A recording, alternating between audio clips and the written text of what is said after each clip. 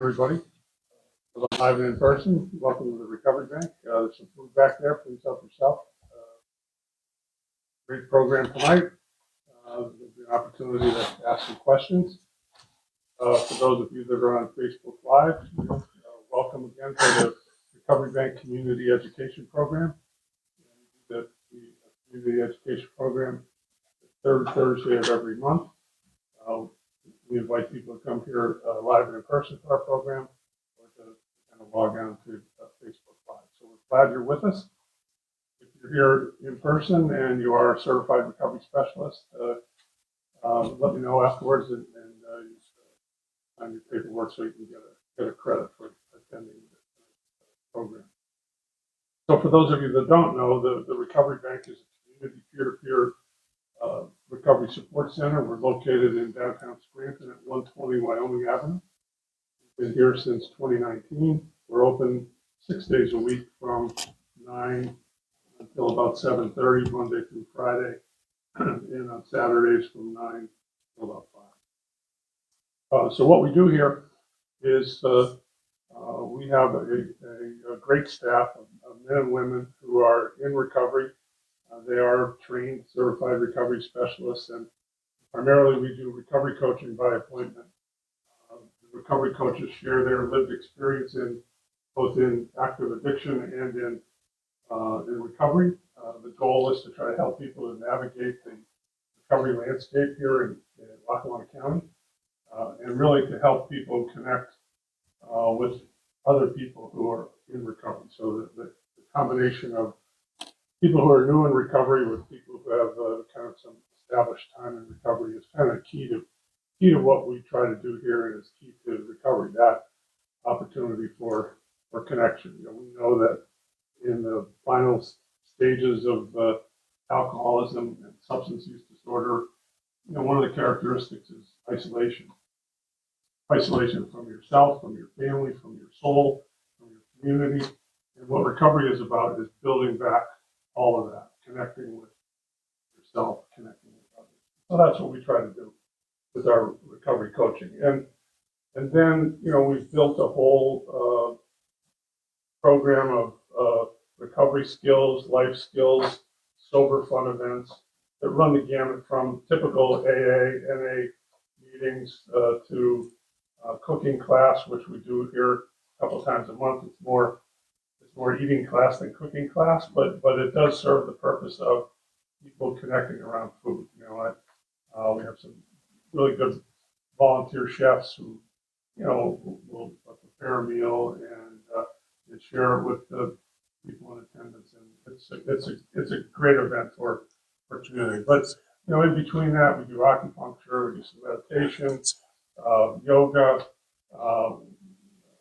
recovery bingo. We have all kinds of stuff. So if you go to our website, www.recoverybank.org, you'll see our monthly offerings and see what's on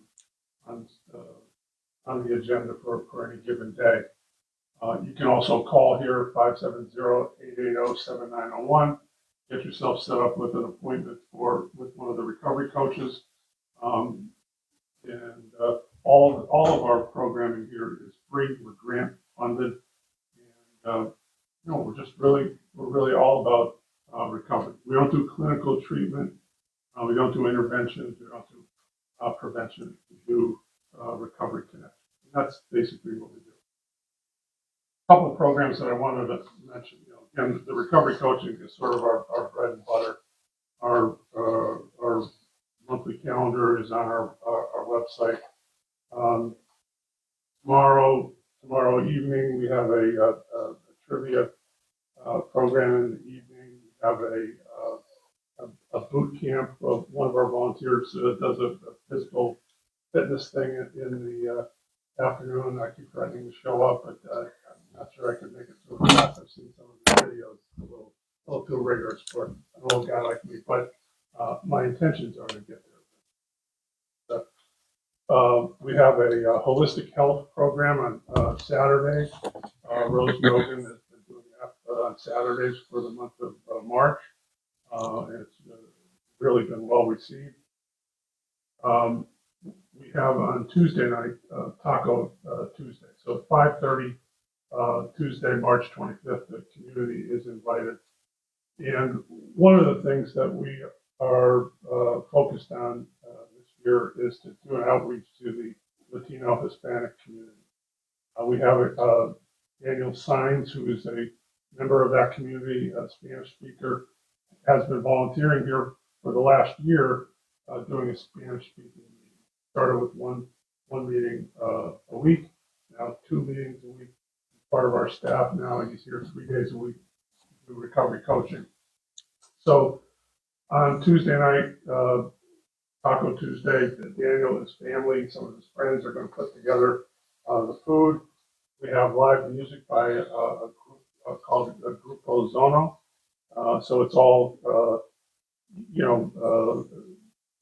music from the Latino Hispanic community, a lot of Caribbean music. So I think it's going to be an exciting night. So by all means, come 5:30 Tuesday, the 25th. I would ask that you call just to get your name on the list so we have some idea of the numbers for purposes of ordering the food. So that's Tuesday. I mentioned Friday night trivia with Bob. On Saturday the 28th, we have a drum circle on Friday night. It's been really a cool way for people to kind of connect and express themselves. So lots of stuff that goes on here. Really all the bottom line is to help people make good for recovery, no matter where you are along the spectrum of recovery. So please join us. Next month, on the third Thursday of the month, April 17th, some of the staff from Drug and Alcohol Treatment Services are going to be here. They're going to talk about some of their programming, including a new adolescent program. There's going to be an informative program. We are really blessed in northeastern Pennsylvania to have some excellent treatment centers, both inpatient and outpatient. And fortunate to have all of them really as provider partners for us here at the Recovery Bank. So tonight we have two guys from T-Pals, an outpatient facility here in Scranton. Been in existence for years and really helping people find their way to the solution. So we're going to talk tonight about problem gambling, something that is really on the rise in our community. And they're going to talk about the problem, but they're also going to talk about the solutions. So without any further ado, I'm going to turn it over to Roy Gilgallen and Kyle Popish. Thank you. Thanks, Frank. Hey, I guess good evening. Usually when we do these, it's morning or afternoon. I want to thank Edwin and Frank for having us here in the Recovery Bank. The way we're designing this is that we are going to share the slides, and I'll interject, or Kyle will interject when I am. We emphasize that if anybody has any questions, I don't know if there's any invisible people out there. Thank you for coming. Thank you for coming, the people that are in attendance. But is there a way the people that are on Facebook could contact us? Yeah, so we're not just here to disseminate information. Your questions would help us change slides, your interests, or anything you have to bring to the table. We'd appreciate it. But so I'm Roy. We opened the first offering gambling treatment in Lackawanna and surrounding areas. We've treated more gamblers and family members than you'd probably have to go to Philadelphia to match our numbers. A lot of people present with co-occurring disorders. They might present for specifically substance and end up having a gambling problem. So we work with them. We work with family members. So I'm a BACC and the NCGC too. I have international gambling certifications, but more importantly, I'm a recovering gambler, and I gambled well into my recovery from substances. I think probably 12, 13 years, I was in recovery from substances and continued to gamble. So I don't think my credentials have as much weight as my personal life experience. So at this point, I'm going to hand it over to Kyle, and he's going to do the slides. All right. Thanks, Roy. Oh, by the way, Kyle is phenomenal. And he's easier to look at. Thank you for that. I appreciate that. You're welcome. All right. So thank you guys again to reiterate what Roy was mentioning. By the way, my name is Kyle Popish. I'm a certified associate addictions counselor at T-Pals, as well as certified in the state of Pennsylvania for gambling counseling. Not as acclaimed as Roy with the national and international certifications, but since I've met him, I've been striving to fill his footsteps. So yeah, Frank, I think you had mentioned this at the beginning. Gambling right now is really on a rise. We and anyone familiar with the drug and alcohol world, we're obviously very well versed in the opioid epidemic and the impact that had on society. And Roy and I, we see it firsthand day in and day out. We do believe that gambling is going to rival the opioid epidemic in a lot of ways. It's a scary fact, but in a lot of ways, they sort of mirror each other in sort of their inception and how they started. So it's something important to discuss with people. We have to get this information out there. We got to get people understanding that, the dangers, the risks, the traps that are all involved in gambling. So we'll start working through the slides. As you can see here, the DSM-5 gambling disorder, progressive, persistent, and reoccurrent problematic gambling behavior leading to clinically significant impairment or distress as indicated by the individual exhibiting 4 or more of the criteria. I think one of the key words there to really recognize is persistent, right? When we look at these criteria, the DSM loaded with a significant amount of disorders, that word persistent is really, really important to keep an eye on when we monitor these types of things. As you can see here, some of the diagnostic criteria involved: preoccupation, tolerance, withdrawal, escape, lying, loss of control, risk of relationships, chasing, and bailout.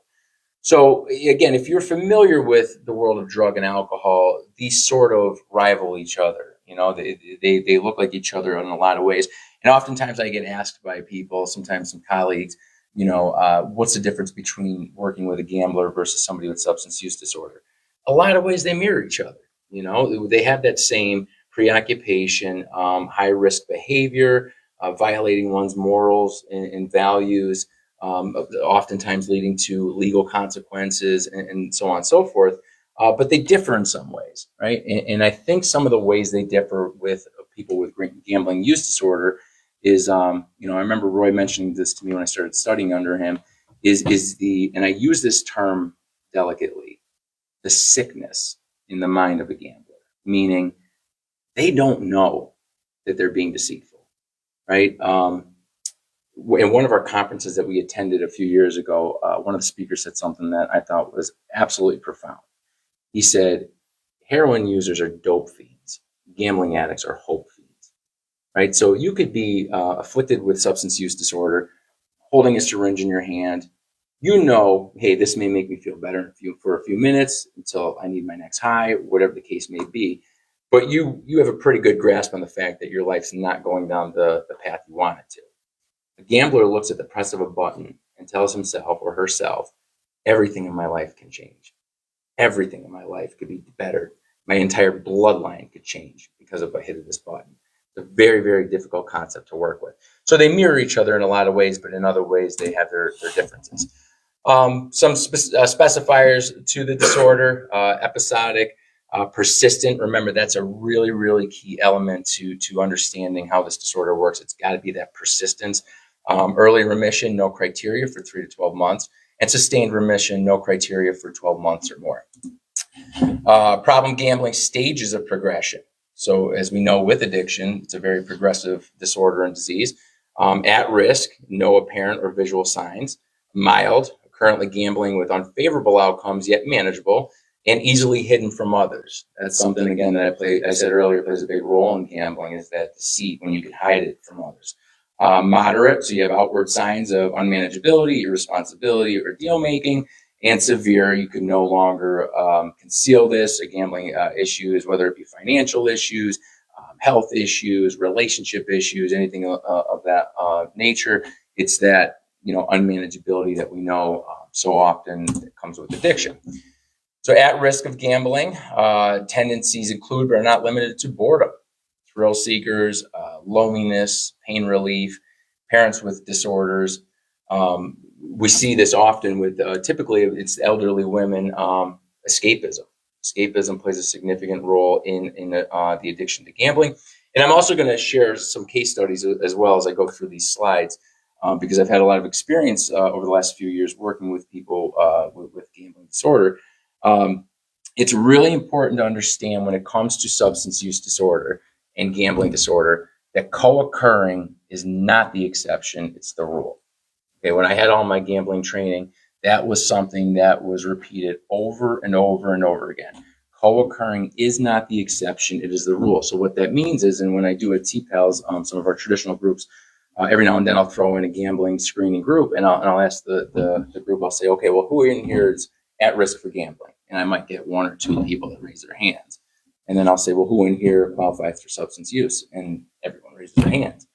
So then when I explain to them how that co-occurring works, everybody then raises their hands. They realize, oh, wow, I'm at risk, right? And it's that at risk is the really important part.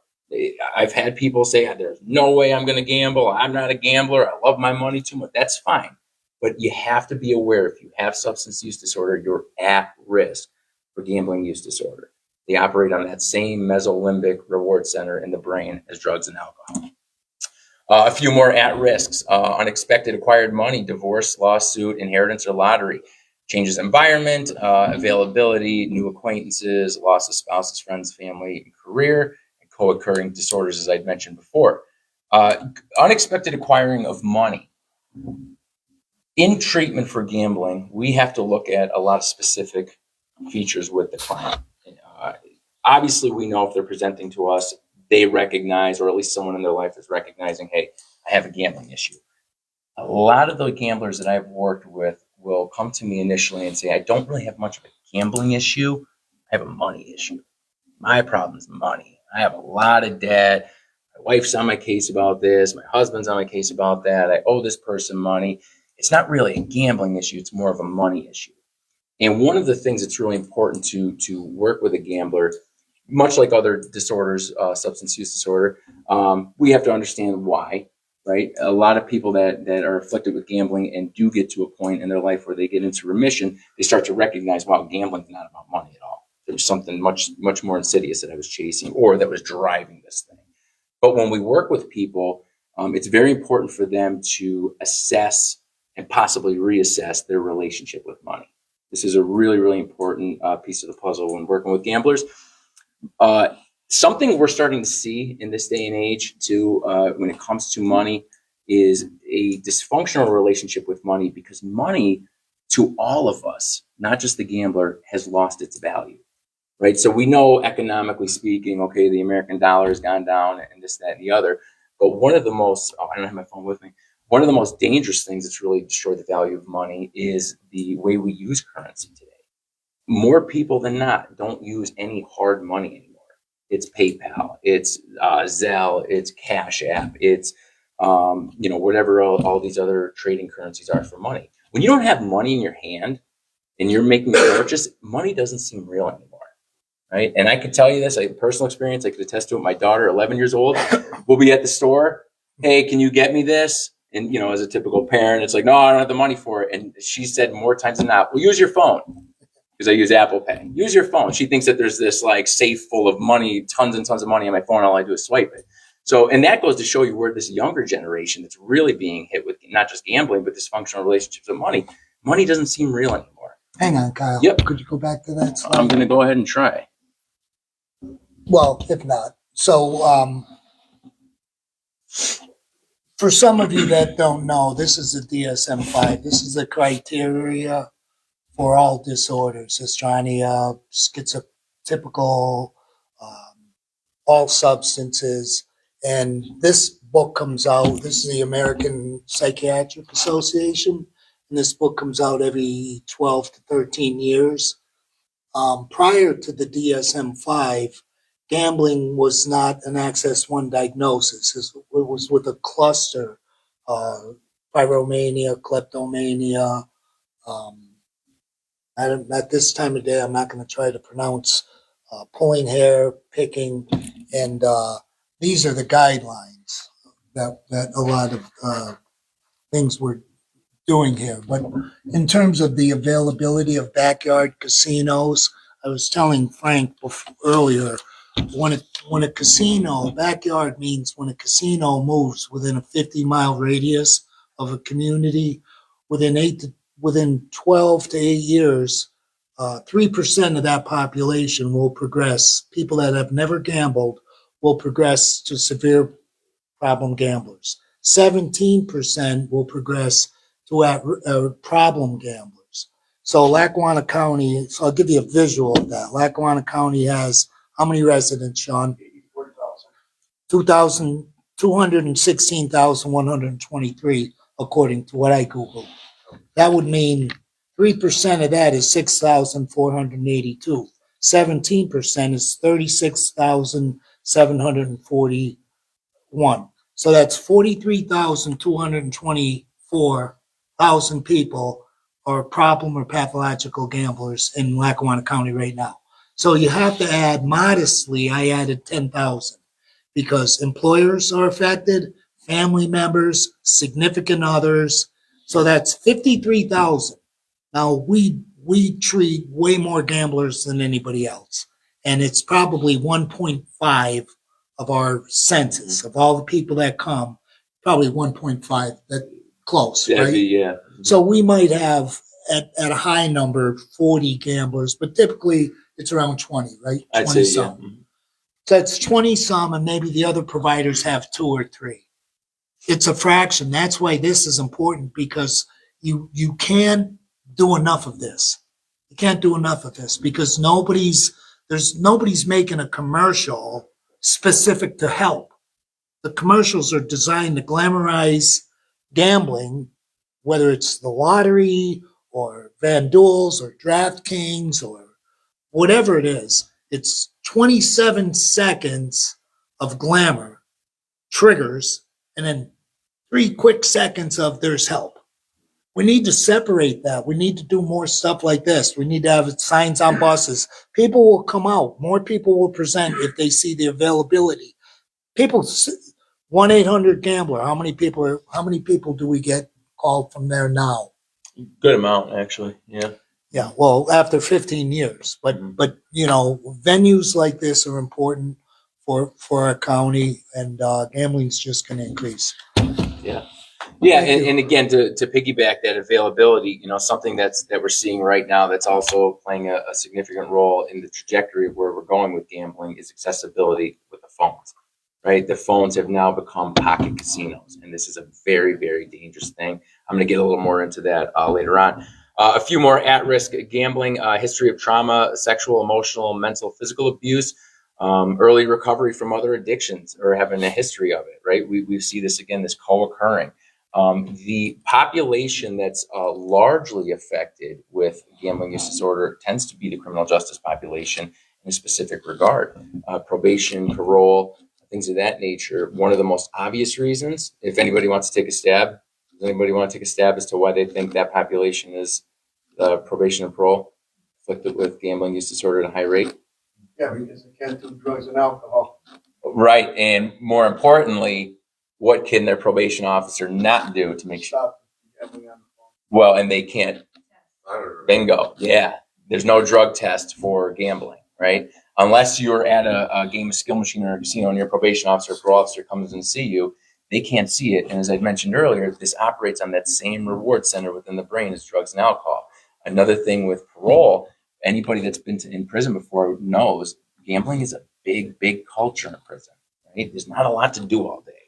Dominoes, cards, games, or whatever the case may be. You have to get some entertainment in prison, and oftentimes guys do that. So they get back out in the street, can't go near a bar, can't go near drugs. What is that brain already primed to do and knows gives entertainment? Go right back into gambling. And it's a great substitute for that population. It's a substitute for people that aren't on probation. A lot of people substitute gambling for substances. Well, that population in particular, it's something they can get away with. Mhm. Yeah, and if you look at this last bullet point here, being male in college, psychiatric problems, antisocial history, right now, currently, males 24 to 35 still hold the top of the chain as far as the most severe problematic gamblers. However, this rise from 18 to 24 is off the charts. Okay. One of the reasons being is, as Roy had mentioned earlier with the commercials, is the marketing and how they do these things. These platforms like Barstool Sports, they target young adult males. If you think about this, you're a young adult kid, 18, 19 years old, you leave high school, maybe it's a small town, you go to a bigger college, you're isolated. You feel alone, you feel out of place, you don't really know a lot of people. You open up your phone and here's Dave Portnoy and all the guys from Barstool Sport sitting around on couches, being a bunch of bros, 20 TVs, shouting at the games. That's appealing to you. They're drawing you in. What they're doing is they're not just filming themselves hanging out. They're targeting a specific audience and going after that audience. It's how marketing works. Comment here about stress relief too. Sure. Yeah, absolutely. We'll get to that. We'll cover it. Yeah, that's an excellent point. I appreciate that. And if we don't cover it, somebody called that in, if we don't cover it, ask them we'll be more specific if they don't feel it was covered. Sure. Yeah. It's on the slides. So some more at-risk problem gambling statistics in facts, international and state studies, disadvantaged and marginalized groups, youth, unemployed, male members of ethnic minorities, increasingly women, Montana, Oregon, and North Dakota. Now, women, in fact, are facing a risk due to increase with mostly accessibility, right? So again, you're going to hear me talk about this a lot, the access to the phones. No one needs to go into their car anymore and drive down to the casino. The casino's sitting right here. So women are actually at a higher rate right now than I think when we originally put some of these studies together. And in game of skill machines, so we're seeing this a lot now in gas stations. A lot of these gas stations have turned into mini casinos. Fun fact about the game of skill machines, however, is they are not regulated by the state, right? Because they're coded as a game of skill and not actually gambling. So technically, if you own an amusement company, you design these machines, you go to a gas station or a bar or wherever, hey, I'm going to put this in there. You give me $200 a month for the machine. I'll split half the profit. You split half the profit. We'll call it a day. And I don't know if you guys have seen it. I know I've seen it at Pantry Quick on Washburn Street in particular.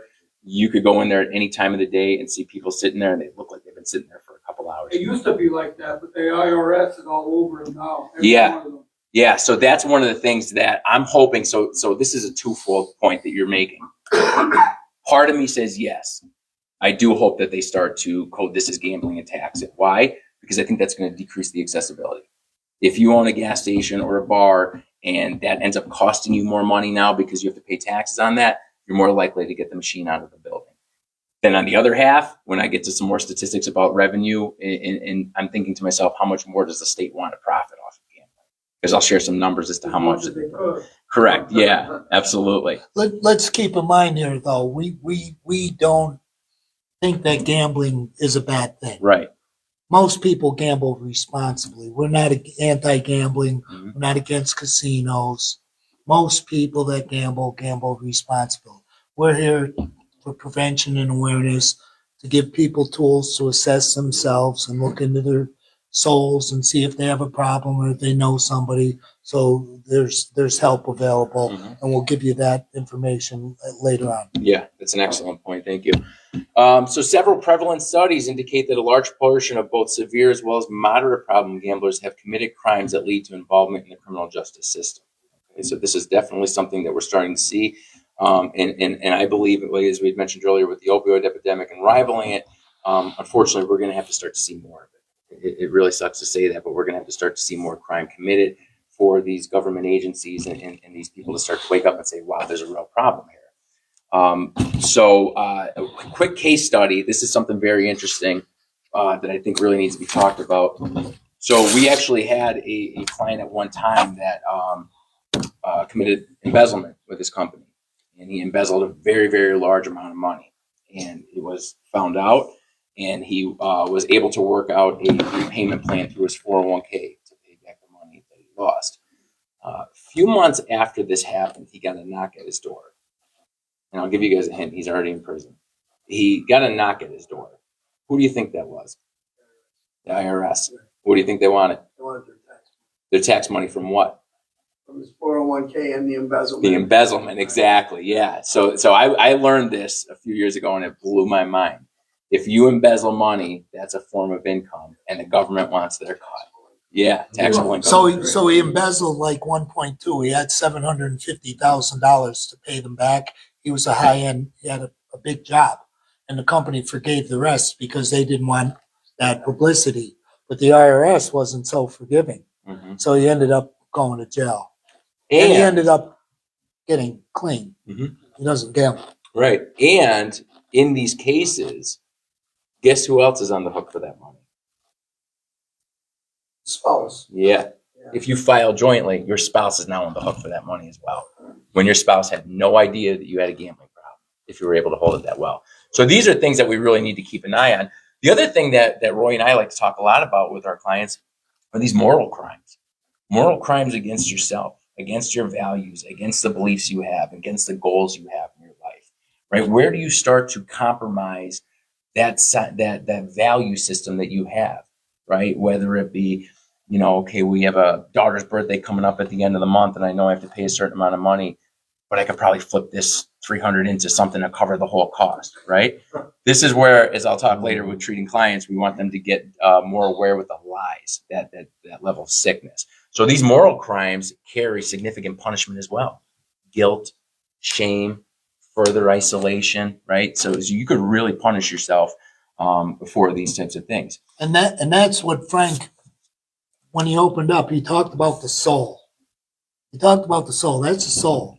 That's the healing process. We heal internally, the guilt, the shame. A lot of people don't struggle as much putting the stuff down, whatever the stuff is, be it gambling or substances, but getting clean, getting healthy, forgiving. That takes work, internal work, and that's the biggest crime. Yeah, absolutely. So this next slide here, we're looking at most agencies and practitioners see that substance abuse as the more severe immediate problem, and they sometimes often will mistake the severity of problem gambling, right? Co-occurring, again, there's two disorders that are happening at the same time. I know gambling disorder would often look a little less severe in regards to, say, a heroin disorder, or I'm sorry, heroin use, substance use disorder, because somebody could overdose on one shot. But something that I think is really important to recognize with gambling use disorder is that slow death we talk about.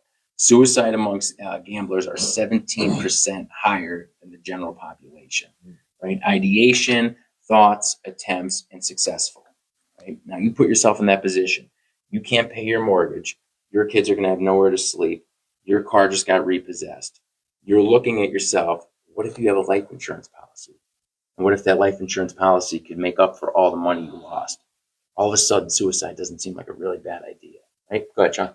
So when the casino opened up in Mohegan Sun, and I don't know if this is a true report or not, but I've heard through, like going down there and gambling, that they had probably up to 2023 or 2022, they had literally 27 suicides out in the parking lot, right in the vehicles of the cars. Why, if that happens, is that never reported? Is it keep people coming to gamble? Like, what do you think? Well, first of all, being that it hasn't been reported, we don't know that that's true. Does anybody Statement. get numbers like that? But we go to state conferences Right. and we collaborate with other providers, and we hear stories about children being left in cars and they die, animals dying in cars. People get into fixes. They get fixated with the gambling. The machines, I'm getting a little ahead of Kyle's slides, but he asked a question. The machine, so drugs, we all know drugs that travel through the blood-brain barrier the quickest have a less of a shelf life. Drugs that are used intravenously, heroin, coke, meth, they have a low shelf life, so people chase the high. Well, the machines are designed by Harvard Analysis, people from MIT that understand how the brain works. and they understand the nature of human beings. So the machines are designed, it's called LDW, loss disguised as a win. They're designed for you, for your brain to register a near win. If the machine, they keep it real close. If the machine, if you didn't come close to winning and the machine showed a graphic of a fender bender, that means you didn't lose bad. And then if you lost worse, it would be a car accident. If it was an extreme loss, it'd be blood. It would register to your brain that you lost and you'd leave that machine. So the graphics, this rapid speed of play is just like drugs that pass through the brain barrier. That's why people that play machines, it changes the internal landscape of your brain, the same drugs do. But the biggest part from the treatment aspect is counter conditioning the reward center of the brain. And that takes literally years. You can make improvements and stabilize rather quickly within a couple months, but that's why getting hobbies, getting active, doing other things, like we get a reward when we do our dishes, when we take out our garbage, take our kids to school, we go shopping, we go back to school, we get a promotion. All those are negated when gambling because we're preoccupied with it. I don't want to steal the show. Yeah, no, that's perfect. And that's actually brought us right up to this phase. Anyways, the winning phase, the slide. The gambling win enhances self-image and ego. So very early, as I'd mentioned earlier, one of the things that I do with the gamblers, I help them to assess and possibly reassess their relationship with money. That's one thing. Another thing is it's important to get the gambler to recognize the lies.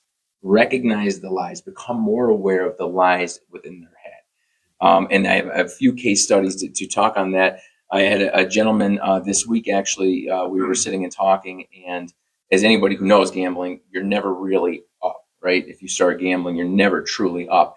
So he said to me, he said, well, I won a couple of this. And I said, listen, I want you to stop saying the word won. I said, I want you to start using the word recycle. So I didn't win $200 this week. I recycled $200. Those little things, those little changes in what you're saying play a significant role in the readjusting the way you look at it. And I brought my calculator out for this one because this one was one that I thought was pretty impactful. So I had a woman come in my office one time. She had been coming to treatment for a few months, doing well, here and there. That's something also that really needs to be understood. Gambling, recidivism, relapse is significantly higher than it is among substance use. So something we encourage all of our clients, hey, if you're gambling, that's fine. Just keep coming in. Keep talking about it. We're fine. We're never going to look down on you. We're never going to tell you not to come in. So the woman came in the one day and she looked at me and she had a big smile on her face and she said, Kyle, I've been doing good. I've been really working on it. She's like, I'm here and I'm there. She's like, but you're never going to believe it. I won $800 this week. And I said, you won $800. And she said, yeah. And I said, all right, let's do a little bit of math here. I said, okay, $800. That's what you won. She said, yeah. I said, and what'd you do with that $800? She said, well, I put about $200 back in. I said, oh, okay. So you won about $600. She said, I guess, yeah, I guess I won $600. I said, okay. And I said, was this game of skill machine in the gas station that you happened to walk by? I said, was it blinking saying, hey, free play, just hit the button, whatever. She said, no, I put about 175 in. I said, oh, okay. Minus 175. I said, so you actually had about 425. And now as I'm saying this to her, she's going, I felt actually kind of bad. The poor woman. So I said, you're at about 425. And I said, that high interest loan that you took out 2 years ago to pay off your gambling debt, that high interest loan of $10,000 with, I think it was a 32% interest rate. It's going to cost her about $17,000 to pay back. She said, yeah. I said, how much did you put towards that? She said, nothing. I said, oh, okay. Minus 10,000. I said, you're at $9,575 negative. That's tough for somebody to really comprehend. That's tough for them to comprehend, and they don't see it. That's where it's becoming aware of that. Wow, I'm not winning money, I'm recycling money, right? For a non-problematic gambler, there's two outcomes to any bet. What do you think they are? Question? For a non-problematic gambler, there's two outcomes to any bet. Win or go. Win or lose. Yeah. For a problematic gambler, there's 3 outcomes to every bet: win, lose, Try or again. almost won. So if I'm at a blackjack table and I have 18, right? If I'm at a blackjack table, I have 18, and I'm a non-problematic gambler, and the dealer flips 20, I lost. But if I'm a problematic gambler, I almost won. That's a whole different story than I lost, right? Some more features of problem gambling: feeling disconnected from friends and family, changes in spending patterns, a noticeable change in daily routines, unaccountability of time, attempting to improve socioeconomic status through gambling winnings, right? So the time one is something that we're also going to talk a little bit about. For problem gamblers, it's not always so much about the amount of money they spend that shows severity, but it's about the time that they spend. And I don't just mean time sitting at the machine, as I mentioned, Washburn Street, Quick Mart at those sports bettors. The amount of time they spend researching, right? I've got, especially when you get a game like the Super Bowl, where you have a 2-week window now between games. I've had guys, some of our younger guys specifically, they'll call me up. These guys should be working for ESPN. They'll tell me everything about the team, everything about the coaches, everything about the field they're playing on, everything about the type of cleats, everything about the type of system they have, everything about the wind circulation in the stadium. I mean, they have it all locked. And then what happens when the star player breaks his leg in the first game, in the first play of the game, right? All of those, there are variables that are so far outside of your control. You could spend weeks upon weeks upon weeks researching, and it's all out in one shot, right? I just want to make it clear and emphasize what he just said about time. Someone that it's not about the money. If you gambled for 1 year and you lost $100,000 and you entered recovery, it would be easier for that individual. More than likely, they would recover quickly versus somebody that lost 50,000 over 20 years. Because they've conditioned their brain to the reward of gambling. It doesn't matter whether they win or lose. They rather lose. They rather win, but they would lose to continue gambling. They're after the action. So counter conditioning that reward part of the brain is it's got to be replaced with something positive. Mm-hmm. Yeah.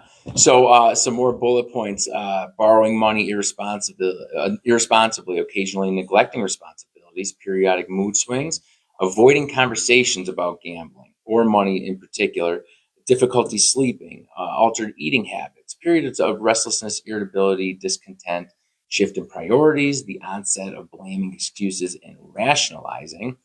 And then more gambling related lying, omissions, minimization, exaggeration, half truths or non truths in general, vagueness and generalization, right? So gamblers are going to do whatever they have to do to protect what's important to them. And at that time, it's gambling. So you will hear every type of story in the book. Now I see when you said that gambling is close to just regular addiction. Because that is just the same type of attitude Sure. I would have when I was out there trying to get what I wanted. You know what I mean? Deceiving the attitude, the borrowing money, and don't know anything else, like you said, is the whole aspect of it that really gets you going. The difference is, so I relate as both recovering from substance and gambling. The difference is that gambling lying is so recognizable and so drastic that it's actually in the criteria. I mean, the term gaslighting came from somebody that was working with a gambler. The term was birthed in gambling. I mean, somebody lied to themselves to stay in the game. Yeah, and so some more statistics. Families where a parent gambles compulsively are more likely to experience domestic violence, including child abuse. So this, just like substance use disorder, is an addiction that is a weapon of mass destruction. Right? It doesn't just take the person out; it takes the person and everything around it out. Families are significantly impacted by this. Half of compulsive gamblers commit crimes. Over 80% of problem gamblers were at risk for alcohol and drug use dependency, and more than 60% of people reported wanting help, but only 25% sought assistance. Right, so there's a deep stigma involved with gambling as well, and it really prevents people from coming out. We've had some recent assessments over the last few months where we would get phone calls asking all about the gambling program that we offer at TPALS. What does it entail? Who do I work with? Who finds out that I'm here? Will my employer know I'm here? Will my wife know I'm here? What are the safeguards you guys have in place to protect my confidentiality? Right? So there's a deep stigma involved with gambling, and it's something that oftentimes prevents people from reaching out for help. What's the youngest gambler we have? Do you know? Our youngest currently is 23. And our oldest is about 84. Yeah. So we have a wide variety of age and different demographics. Some things to take a look at here. Compromised time intended to gamble, right? So this is, again, going back to that time aspect. I remember hearing, I don't know if there's any truth to this, but it sounds pretty reliable. If you look around a casino, what are you not going to see? Many clocks. What else are you not going to see? In the Windows. pit room, windows. Not many windows. They don't want you to know what time of the day it is. They don't want you to know how long you've been sitting there, right? You get the girls in the cute little dresses that come around and tell you, hey, free drink, right? I got a free drink for you if you're playing at the tables. That's, again, recognizing those lies. I got comped rooms at the casino this weekend. I got comped concert tickets at Mohegan Sun Arena. I got comped dinners over here. I got free this, free that. I got a free play on my email. You've paid for that 10 times over. That free comp dinner at the sushi bar cost you about $25,000. Okay, so recognizing, again, that word free, not really out there, right? So when we go to these state conferences, they do projections of what inevitably, eventually is going to happen. And they're going to draw it back as it becomes more, when the tax revenues aren't worth the housing of the criminals and the pressure on society, they'll interject. The first thing they'll do is take the ATM out of the casino, because they know that if people are losing, they're not going to, when they leave the casino to go to they're going to come to their senses in that break. Speed down the rapid speed of play of the machines. Turn it back. That rapid speed of play is addicting. It's, visual, audio, vibration on the machine. There's they'll put windows, they'll mandate time. They will turn it back. They'll regulate it but 33% of Pennsylvania's budget is based on gambling revenues. Again, I want to make sure everybody here and out there understands we are not anti-gamblers. We do not. Gambling, when done responsibly, and you can Google this, Kyle, put it up later, when done responsibly, is a form of entertainment. That's it. It's like going to movies or for dinner. But there are people, and a lot of them, that progress problem and pathological, and society, our county pays a price, employers pay a price, educators pay a price, criminal justice system, and naturally the families. Yeah. And again, when we go back to that time, right? So we want to look at something else that's interesting, and I'm glad you brought that up, Roy, with the ATMs. Time isn't just so much about the amount of time you spend, but gambling's nasty in the how fast you could do it, right? How fast. When you look at slot machines have three primary mechanisms of action. They have opportunity. So there's an opportunity to win. There's an opportunity to lose. They have unpredictable rewards. So I may put $5 in and get $10. I may put $5 and get $200. I may put $5 and get $200,000. And easy repeatability, right? That's the most important thing. Where gambling is going today and why it gets so much more dangerous is specifically in the world of sports betting. Okay, 20 25 years ago, you've been on a football game, you'd have to wait roughly about 3 hours for the outcome, right? You'd have to put a bet in with a bookie, usually in those, which they're now becoming obsolete thanks to the phones and sports betting. You put a bet in, you'd have to wait 3 hours and you'd get your outcome. Now, with how these apps like FanDuel and DraftKings operate, there's what's called in-game betting.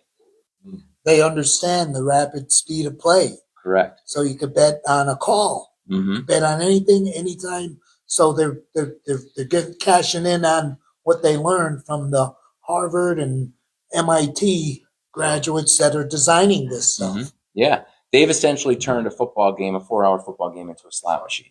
Yep. And as Roy had mentioned, you could bet, hey, Saquon Barkley's going to score the first touchdown. Oh, he didn't do it. Let me double down. Derrick Henry's going to get the first touchdown for the other team. Oh, he didn't do it. Let me triple down and say Patrick Mahomes is going to throw a touchdown this drive. No, he didn't do it. And before you know it, by halftime, you're down over $1,000. Just like that. The NFL has groomed women. There's more women betting on sports, attending sports, and now Nickelodeon has slime. They're doing the same thing cigarettes did, the cigarette industry did with Marlboro, Joe Campbell. They made it into cartoons to get the kids. Well, the NFL is doing, I'm not saying the NFL, but Nickelodeon is doing slime, and they're introducing kids and they're grooming them. It's, I don't mean to sound pessimistic or negative, but this is about awareness and prevention. It's about educating the community that these kids now are being groomed to be gamblers at a later date, and it's going to escalate. It's going to hit us, but it's a sneaky disease. Sometimes it takes decades to show its face. Where drugs and alcohol are not that way with gambling. Yeah, and when we look at sports betting specifically, I believe it was 2018 is when the Supreme Court deemed it unconstitutional to ban sports betting. And since then, there's been over $220 billion that have been legally spent on sports betting. When we take a look at that number and bring it a little closer to home, Roy mentioned earlier 33% of the PA state revenue. In 2024, Pennsylvania made $6 billion, billion with a B, on gambling revenue, which was up from 2023, which was 5.7 billion. Second only to Vegas. Mhm. And one year we were ahead of PA, gained more than Vegas. That number that he said, the first one, what was it? 6 billion. There's more money spent on gambling in the U.S. than every other form of entertainment combined. Football, basketball, soccer, car racing. There's more money on gambling than all other forms of entertainment combined. Mm-hmm. Yeah, when you look at I think there's a high rate too, like out of that $6 billion, I'd like to see a study based on, you go down to the casino around the third of the month, and then the 15th of the month when the elderly, I'm looking at the board, I don't see anything about the elderly people, and it's predominantly, people over 70 years old in the beginning of the month, down there all day long, and what comes on the third of the month? Yes. Social Security Yeah. checks. They're spending their money So, for their right, the government's medication. giving the money, and the government's taking the money right Mhm. back. And believe me when I tell you, there is a large population in the daytime of that age. Sure. And they get it 2 times. I mean, as a gambler myself, I'm down there. I see it. I live it. I see it. I see the people are doing it. And they'll get down there and blow their whole Social Security Right. check in a day. yeah. They won't have money for meds, for the rent. And again, that accessibility of the phones, think of how many we're not seeing that are not leaving their house, playing on their phone. A couple of numbers to also look at as well. We had mentioned today, ironically enough, is the first day of March Madness, which happens to projectedly bring in $3.1 billion in gambling revenue to the March Madness pools. In the 2024 Super Bowl this past year, the Kansas City Chiefs and Eagles grossed $1.3 billion on one game. 1.3 billion on one game. The biggest single event gambled on, and the basketball tournament going on now is the second. Mm-hmm. Yeah. So once in 2018, when sports betting became legalized, Hawaii and Utah are the only 2 states currently in the United States that have no form of gambling legal whatsoever. There are a handful of states, Texas, I believe Arizona, a few more that don't allow casinos in them. So again, we're taking a look at some more bullet points here. Randomness, probability, causality, law of large numbers, law of small numbers. Gamblers are very, very ritualistic type people, right? They're very, very ritualistic. They have their superstitions. I know somebody close to me that when she used to play the slot machines, she would start rubbing all the beads. She would tap the tap of the thing and hit the button. She really believed that's that those specific things would play a significant role in the outcome.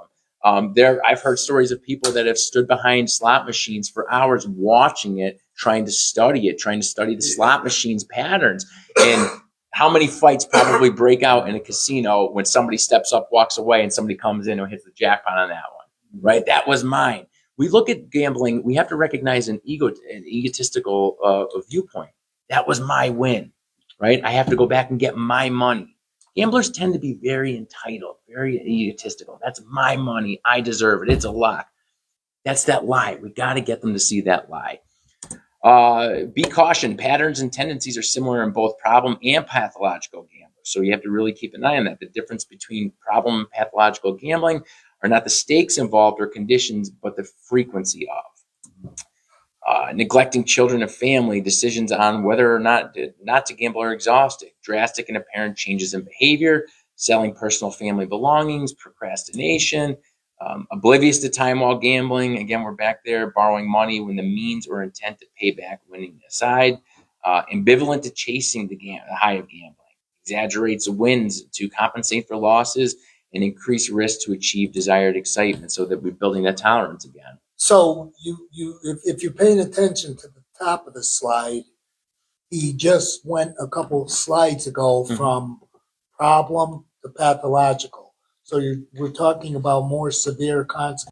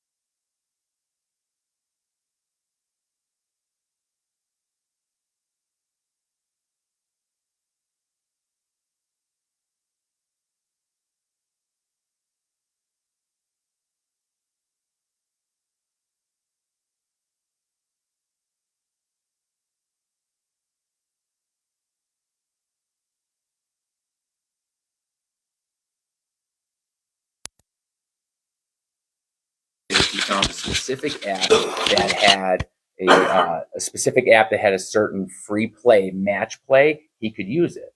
So what would he do? He would spend hours a day researching each app, seeing which app had the offer, seeing if checking his emails to see if the emails came through, seeing if this would work.